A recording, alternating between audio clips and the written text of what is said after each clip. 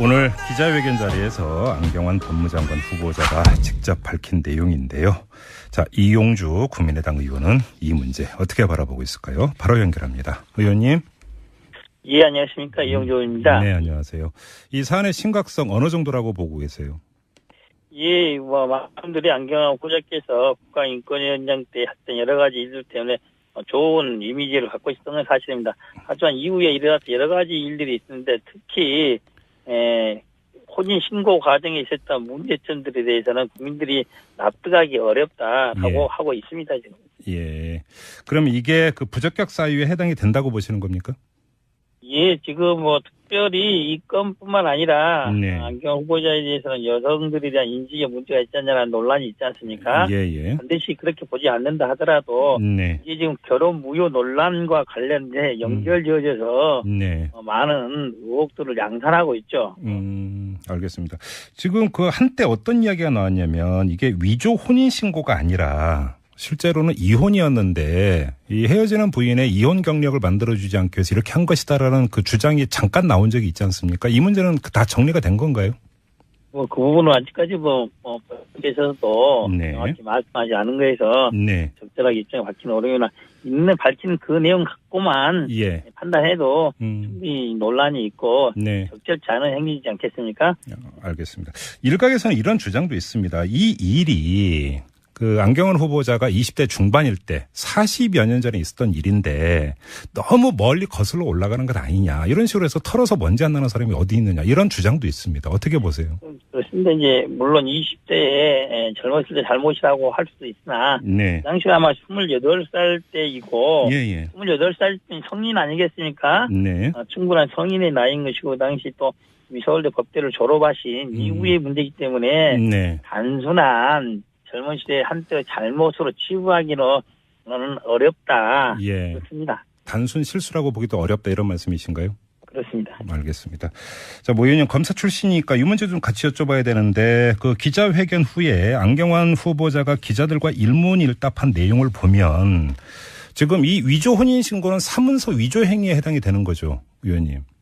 정확히 따지면 이제 공정준서 원본 부실기재죄라고요. 아이고 복잡하네요. 혼인 호적 있죠, 호적을 잘못 만들었다 이런 취지고요.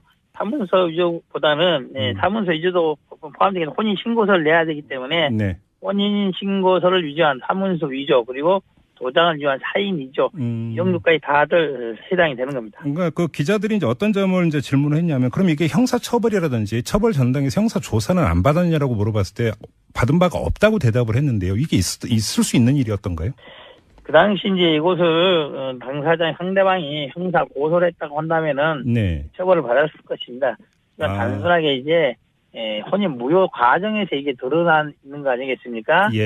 그 당시 고소가 이루어졌으면 명백히 형사 처벌될 사항이고, 지금의 기준으로 본다고 해도 중벌을 받을 수 있는 그런 사안이었던 것은 맞습니다. 그런데 고소가 이루어지지 않았다라면 형사 사건으로 이게 그 접수가 돼서 조사되거나 처벌되는 그런 건 아니었다 이런 말씀이시고요? 그러지 않았습니다. 알겠습니다. 자, 이 사안에 대한 이 성격, 그다음에 심각성 우리 애청자 여러분들이 충분히 판단하실 거라고 생각을 하는데요. 또 다른 각도에서 이런 문제가 있습니다. 일단 이전부터 좀 확인차 질문을 드리겠는데요. 판결문을 볼 수 있는 기간이 언제까지예요? 한 10년 정도 됩니까? 어떻게 됩니까? 판결문은 그 당시에 남아있다고 한다면은 영구 보존 판결일 수도 있는데 이 자료가 영구 보존 판결이기는 좀 어렵지 않겠습니까? 바로 그래서 지금 그 의원님도 아마 접하셨을 것 같은데 일종의 음모론이 돌고 있는 거 알고 계시죠, 의원님? 의원실에서 어떻게 이 판결을 구했느냐라고 하고 있어서 이게 저도 나는 봤습니다. 강도 높은 검찰 개혁과 법무부의 비검찰화를 우려한 법무부 내지 검찰 쪽에서 이거를 흘린 게 아니냐라고는 음모론 비슷한 이야기가 돌고 있는데요. 이 그 이야기는 어떻게 뭐라고 할까요? 사실성이라고 할까요? 어느 정도라고 판단을 해야 되는 겁니까, 의원님은? 원래 판결문 같은 것은 영구 보존을 하긴 합니다. 영구 보존을 하는데 특별한 경우에 있어서만 그걸 꺼내서 갖다 보죠. 그런데 아마도 이제 안경환 후보자가 이제 서울대 교수도 했었고 어떻게 보면 민주화 운동을 열심히 많이 한 경력들이 있어서 여러 보수 정권에서는 그런 자료를 검토해 봤을 수도 있을 겁니다. 그러면 간단히 얘기를 하면 신상조사, 뒷조사를 계속 해왔다는 이야기로 연결이 되는 거 아닙니까? 그랬을 가능성이 저는 농후하다고 봅니다. 그러면 지금 이게 공개된 데에는 신상 뒷조사한 이런 결과물이 공개가 됐다는 이야기로 연결이 될 수 있는 거거든요, 그러면? 신상 공개라기보다는 예를 들어, 어떤 정권에서 안경환 후보자에 대해서 또, 인사를 하기 위해서 자료를 확보할 수 있는 여지는 있지 않습니까? 예. 그런 과정에서 체크가 됐고 검증 과정에서 나타난 것일 수는 있다 이래 봅니다. 예. 근데 지금 제가 질문을 드리는 요지는 지금 세간에 돌고 있는 것은 만약에 음모론이 일정하게 사실성을 담고 있는 것이라면 다시 말해서 안경환 후보자가 실제로 법무장관이 돼서 강도 높은 개혁을 추진하기 위한 어떤 세력이 만약에 일부러 이런 플레이를 한 거라고 한다면 이 사안을 어떻게 처리해야 될 것이냐라는 이야기는 달라질 수도 있지 않을까? 네. 그런 음모론을 받을 만한 사안은 아니라고 봅니다. 그렇게 보세요. 왜냐하면은 안경환 후보자가 법무장관 후보자로 올라 있고 인사청문회가 예정돼 있지 않습니까? 저희 의원실 같은 경우에도 안경환 후보자에 대한 여러 가지 자료들을 지금 사실 조회나 하거나 이런 풍문을 듣거나 하는 과정에서 그런 논란이 있었다고 한다면 그런 자료를 구해볼 수 있는 여지가 있는 거죠. 그것을 단순한 음모론의 시각에 볼 문제는 아니다 이렇게 봅니다. 그렇게 보시는 거고요. 알겠습니다. 자, 또 한편에서는 청와대의 인사 검증 시스템 이야기를 하던데 이 점은 어떻게 보세요? 예, 오늘 인터뷰 내용을 본다고 한다면은 청와대에서 안경환 후보자의 이런 혼인신고 문제는 이미 어느 정도 파악하고 있었다고 하는 느낌을 받았습니다. 그래요? 그럼에도 불구하고도 이게 그렇게 큰 문제가 아닐 것이라고 판단한 게 아닌가 싶은데 그래서 한다면은 민정수석이 정부적 판단을 좀 소홀히 한 게 아닌가. 국민들이 이 문제에 대해서 많은 우려를 갖고 있지 않습니까? 그렇다 한다면 그 부분은 청와대의 책임론이 제기되는 부분에 대해서는 자유로울 수 없다 이래 봅니다. 지금 의원님 말씀은 청와대에서 알고 있었음에도 불구하고 정부적 판단을 해서 크게 문제 삼지 않았다 이런 말씀이십니까? 그렇습니다. 지금 안경환 후보자가 기자들에게 밝힌 내용에 따르면 청와대에서 이것을 물어온 것은 며칠 전이었다 이렇게 대답을 하던데요. 그러면 어떻게 봐야 되는 겁니까? 그렇다 하더라도 이미 판결문 같은 것도 있었지 않습니까? 다른 사람들도 확인했듯이 그런 것 같은 인사 검증을 청와대가 최종적으로 해야 될 책무가 있는 것이죠. 네, 알겠습니다. 지금 청문회 일정이 잡혔나요? 예, 일단 다음 주 월요일에 법사위에서 전체 회의를 열어서 청문회 일정을 정하게 되는데요.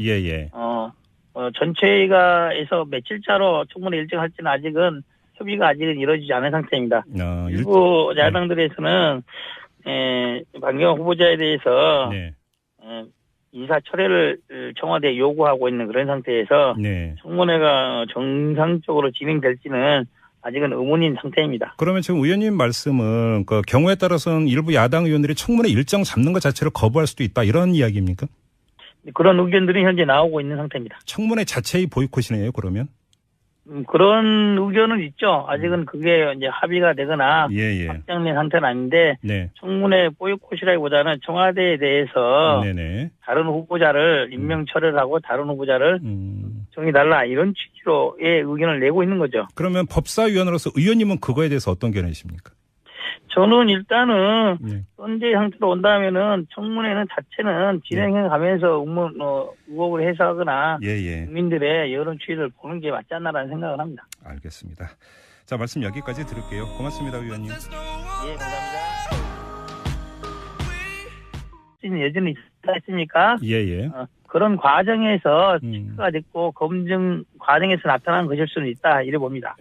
근데 지금 제가 질문을 드리는 요지는 지금 세간에 돌고 있는 것은 만약에 음모론이 일정하게 사실성을 담고 있는 것이라면 다시 말해서 안경환 후보자가 실제로 법무장관이 돼서 강도 높은 개혁을 추진하기 위한 어떤 세력이 만약에 일부러 이런 플레이를 한 거라고 한다면 이 사안을 어떻게 처리해야 될 것이냐라는 이야기는 달라질 수도 있지 않을까? 그런 음모론을 받을 만한 사안은 아니라고 봅니다. 그렇게 보세요. 왜냐하면은 안경환 후보자가 법무장관 후보자로 올라 있고 인사청문회가 예정돼 있지 않습니까? 저희 의원실 같은 경우에도 안경환 후보자에 대한 여러 가지 자료들을 지금 사실 조회나 하거나 이런 풍문을 듣거나 하는 과정에서 그런 논란이 있었다고 한다면 그런 자료를 구해볼 수 있는 여지가 있는 거죠. 그것을 단순한 음모론의 시각에 볼 문제는 아니다 이렇게 봅니다. 그렇게 보시는 거고요. 알겠습니다. 자, 그 또 한편에서는 그 청와대의 인사 검증 시스템 이야기를 하던데 이 점은 어떻게 보세요? 예, 뭐 오늘 인터뷰 내용을 본다고 한다면은 청와대에서 안경환 후보자의 이런 혼인신고 문제는 이미 어느 정도 파악하고 있었다고 하는 느낌을 받았습니다. 오늘 기자회견 자리에서 안경환 법무장관 후보자가 직접 밝힌 내용인데요. 자, 이용주 국민의당 의원은 이 문제 어떻게 바라보고 있을까요? 바로 연결합니다. 의원님. 예, 안녕하십니까. 이용주 의원입니다. 네, 안녕하세요. 이 사안의 심각성 어느 정도라고 보고 계세요? 예, 뭐 많은 분들이 안경환 후보자께서 국가인권위원장 때 했던 여러 가지 일들 때문에 좋은 이미지를 갖고 있었던 건 사실입니다. 하지만 이후에 일어났던 여러 가지 일들이 있는데 특히 혼인 신고 과정에 있었던 문제점들에 대해서는 국민들이 납득하기 어렵다라고 하고 있습니다, 지금. 예. 그럼 이게 그 부적격 사유에 해당이 된다고 보시는 겁니까? 예, 지금 뭐 특별히 이 건뿐만 아니라 안경 후보자에 대해서는 여성들에 대한 인지의 문제가 있지 않냐는 논란이 있지 않습니까? 예. 반드시 그렇게 보지 않는다 하더라도 이게 지금 결혼 무효 논란과 관련돼 연결지어져서 많은 의혹들을 양산하고 있죠. 알겠습니다. 지금 그 한때 어떤 이야기가 나왔냐면 이게 위조 혼인 신고가 아니라 실제로는 이혼이었는데 이 헤어지는 부인의 이혼 경력을 만들어주지 않기 위해서 이렇게 한 것이다라는 그 주장이 잠깐 나온 적이 있지 않습니까? 이 문제는 다 정리가 된 건가요? 뭐 그 부분은 아직까지 자료가 영문 보존 판결이지는 좀 어렵지 않겠습니까? 바로 그래서 지금 그 의원님도 아마 접하셨을 것 같은데 일종의 음모론이 돌고 있는 거 알고 계시죠, 의원님? 예, 뭐 의원실에서 어떻게 이 판결을 구했느냐라고 하고 있어서 이게 저도 나는 봤습니다. 강도 높은 검찰 개혁과 법무부의 비검찰화를 우려한 법무부 내지 검찰 쪽에서 이거를 흘린 게 아니냐라고는 음모론 비슷한 이야기가 돌고 있는데요. 이 그 이야기는 어떻게 그 뭐라고 할까요? 사실성이라고 할까요? 어느 정도라고 판단을 해야 되는 겁니까, 의원님은? 원래 판결문 같은 것은 뭐 연구 보존을 하긴 합니다. 연구 보존을 하는데 특별한 경우에 있어서만 그걸 꺼내서 갖다 보죠. 그런데 아마도 이제 안경환 후보자가 이제 서울대 교수도 했었고 어떻게 보면 민주화 운동을 열심히 많이 한 경력들이 있어서 여러 보수 정권에서는 그런 자료를 검토해 봤을 수도 있을 겁니다. 그러면 간단히 얘기를 하면 신상조사, 뒷조사를 계속 해왔다는 이야기로 연결이 되는 거 아닙니까? 뭐 그랬을 가능성이 저는 농후하다고 봅니다. 그러면 그 지금 이게 그 공개된 데에는 신상 뒷조사한 이런 결과물이 공개가 됐다는 이야기로 연결이 될 수 있는 거거든요. 그러면 신상 공개라기보다는 예를 들어 어떤 정권에서 안경환 후보자에 대해서 또 인사를 하기 위해서 자료를 확보할 수 있고 그래서도 정확히 말씀하지 않은 거에서 적절하게 입장을 밝히는 어려우나 있는 밝힌 그 내용 갖고만 판단해도 충분히 논란이 있고 적절치 않은 행위이지 않겠습니까? 알겠습니다. 일각에서는 이런 주장도 있습니다. 이 일이 그 안경환 후보자가 20대 중반일 때 40여 년 전에 있었던 일인데 너무 멀리 거슬러 올라가는 것 아니냐. 이런 식으로 해서 털어서 먼지 안 나는 사람이 어디 있느냐. 이런 주장도 있습니다. 어떻게 보세요? 그렇습니다. 이제 물론 20대에 젊었을 때 잘못이라고 할 수도 있으나 당시 아마 28살 때이고 28살 때 성인 아니겠습니까? 충분한 성인의 나이인 것이고 당시 또 서울대 법대를 졸업하신 이후의 문제이기 때문에 단순한 젊은 시대에 한때 잘못으로 치부하기는 어렵다. 그렇습니다. 단순 실수라고 보기도 어렵다 이런 말씀이신가요? 그렇습니다. 알겠습니다. 자, 모 의원님 검사 출신이니까 이 문제 좀 같이 여쭤봐야 되는데 그 기자회견 후에 안경환 후보자가 기자들과 일문일답한 내용을 보면 지금 이 위조 혼인 신고는 사문서 위조 행위에 해당이 되는 거죠, 의원님? 정확히 따지면 이제 공정준서 원본 부실기재죄라고요. 아이고 복잡하네요. 혼인 호적 있죠, 호적을 잘못 만들었다 이런 취지고요.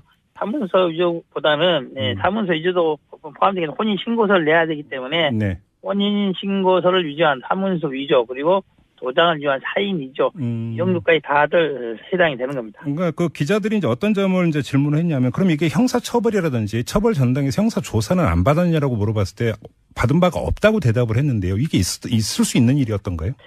그 당시 이제 이곳을 당사자의 상대방이 형사 고소를 했다고 한다면은 처벌을 받았을 것입니다.